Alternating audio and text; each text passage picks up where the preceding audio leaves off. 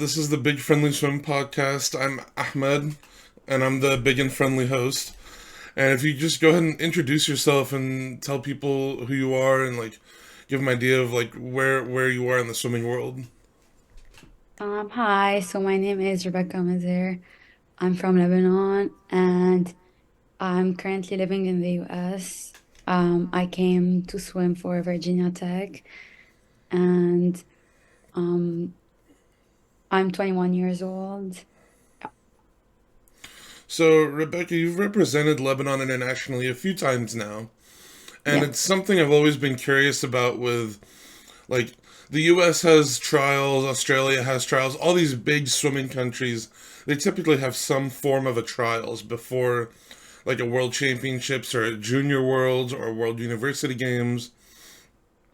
I'm curious if you could talk about the process for Lebanon of how you get to that international competition. Is there trials or there's a time standard you have to meet within a certain period of time?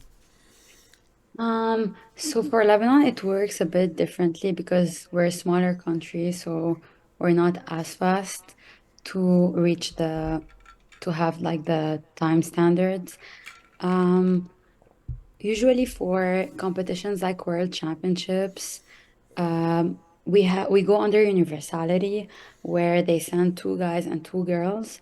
And for bigger competitions, it's like Olympics and Asian Games, they usually just send one person or two persons. And how it works is by FINA points. So you need to score like the highest FINA points amongst the girl or like or you need to be top two to be chosen to represent your country in world champs or um, whatever competition it is. So does that work? I mean, if you know, does that work based on your time and then the world rankings? Not really the world rankings, but my time, yeah, like what my time can, like how much my time can bring me FINA points. And whoever has the highest always is ranked like first.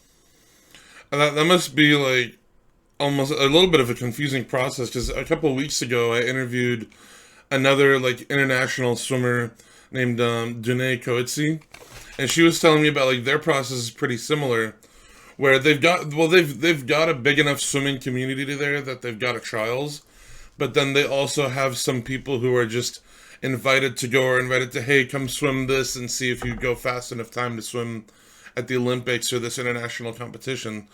It's something I think a lot of people don't really realize is that not everywhere has the funds or the amount of people that a US or a Great Britain or an Australia has, and they have different processes to qualify for international competitions. Yeah.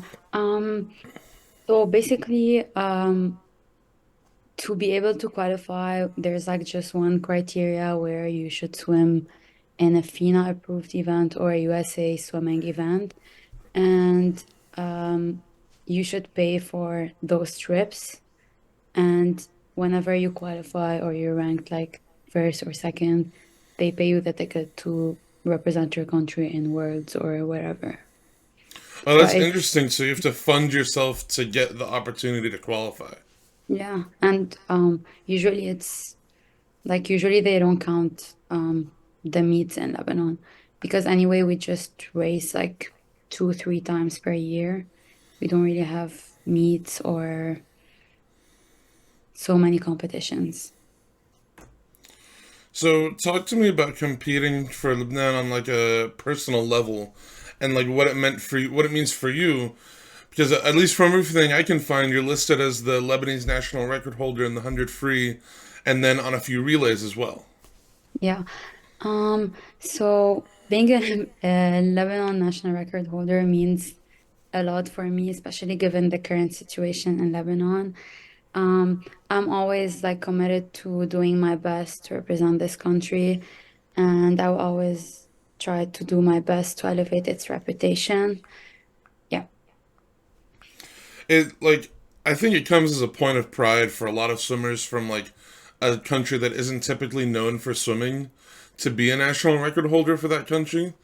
Because I mean, in Lebanon and a lot of Middle Eastern countries, there's a lot of events where there isn't even a national record because people haven't swam them.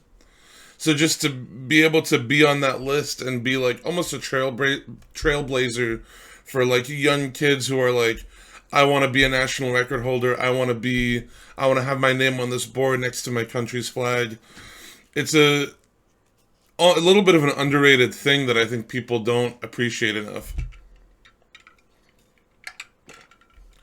So, what initially brought you to Virginia Tech, and what's it been like there? And were there any schools that were initially on your radar that you had on your mind that you might go to? So as much as I value swimming, my education holds an even higher priority for me. And swimming and going to school in Lebanon at the same time was pretty tough. I started college in Lebanon in 2020, and it was probably the hardest 2 years of my life where I had to cope with both swimming and studying.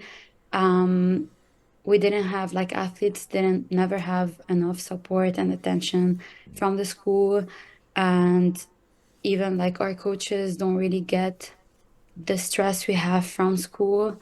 So coming to swimming practices, thinking about your studies, your assignments, and not being able to have like extensions because you have practice, it was pretty hard. So this is where I decided to reach out to coaches from like various schools. And what prompted me to contact VT is obviously Sergio. I heard so much about him and about his coaching. And like when I talked to VT coaches, they made me fall in love with the program before even coming here. And my time has been exceptional here. I've made new friendships. It's a different culture, but I'm really liking it.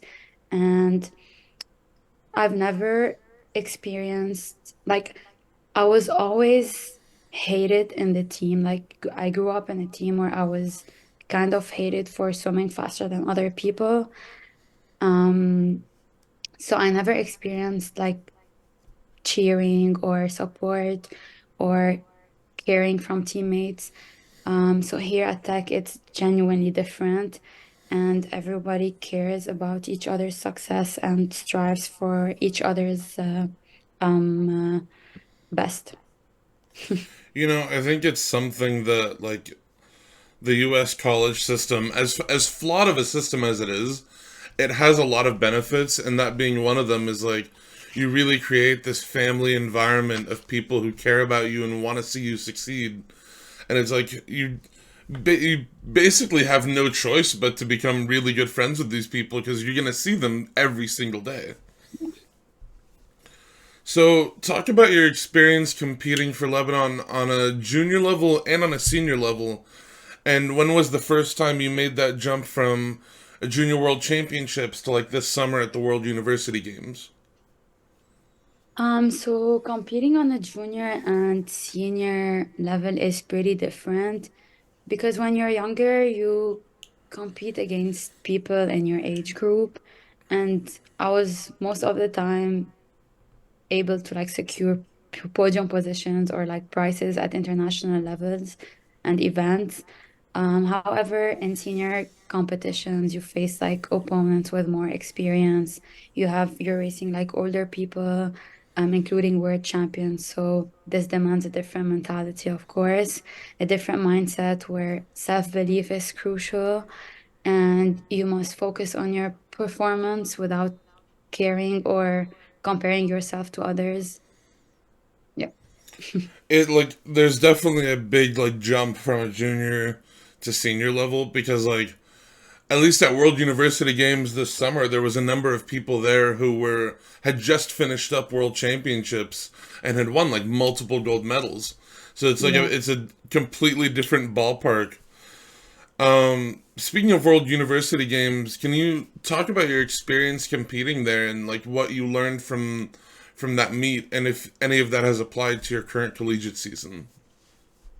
So, going into World University Games, it was a completely different mindset for me because I trained over the summer alone in Lebanon, where Sergio was sending me trainings, and he wanted me to prioritize or to focus more on like my mental health during this time.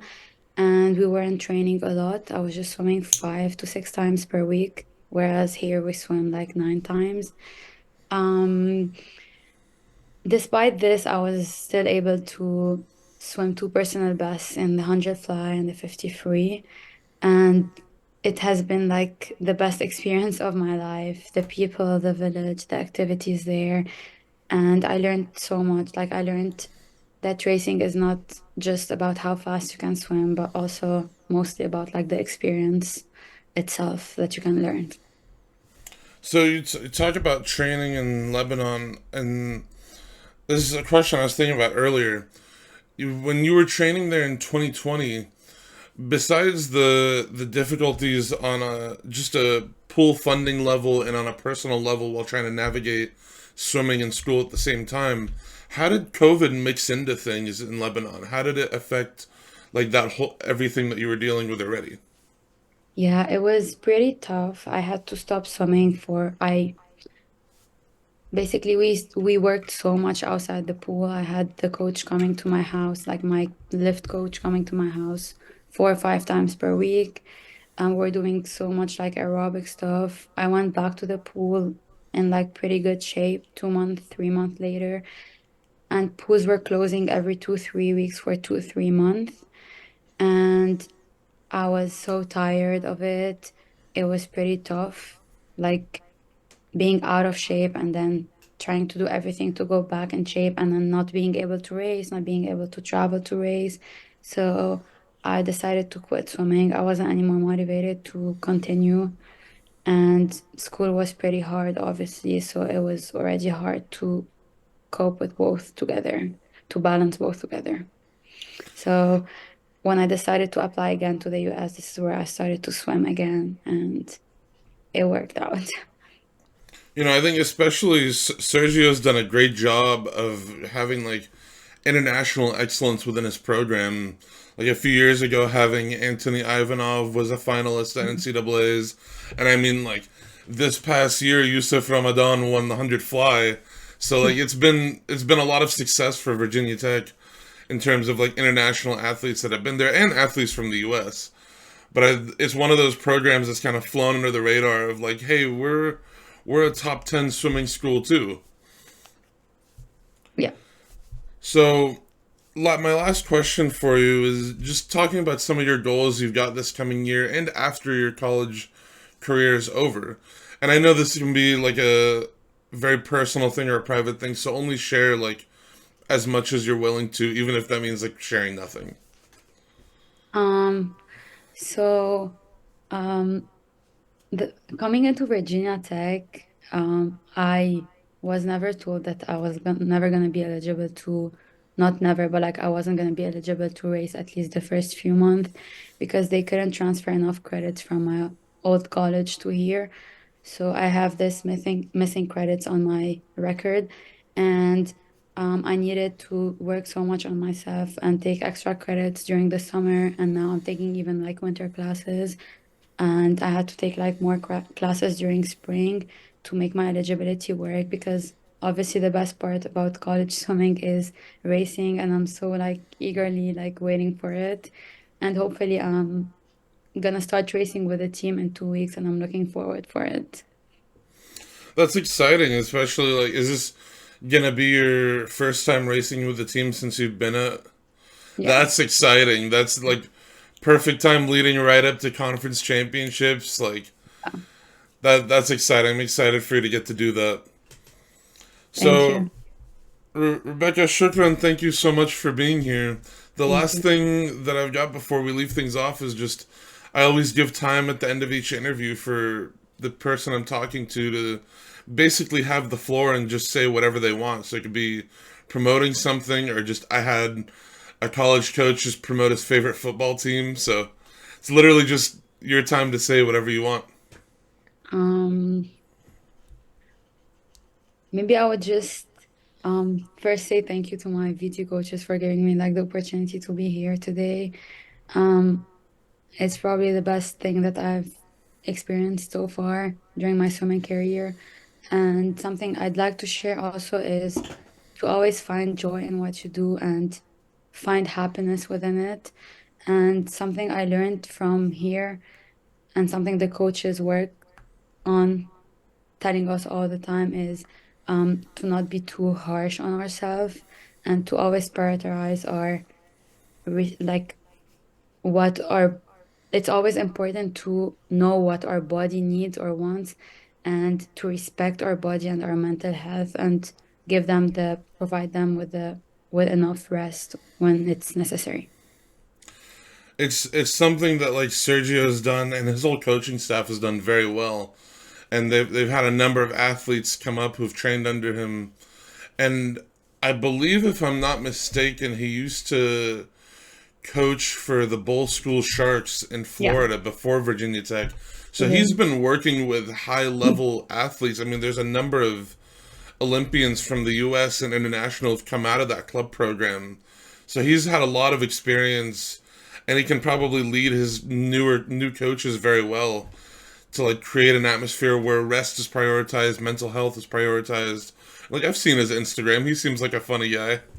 So it seems like he's creating a positive atmosphere for the whole Yeah. team.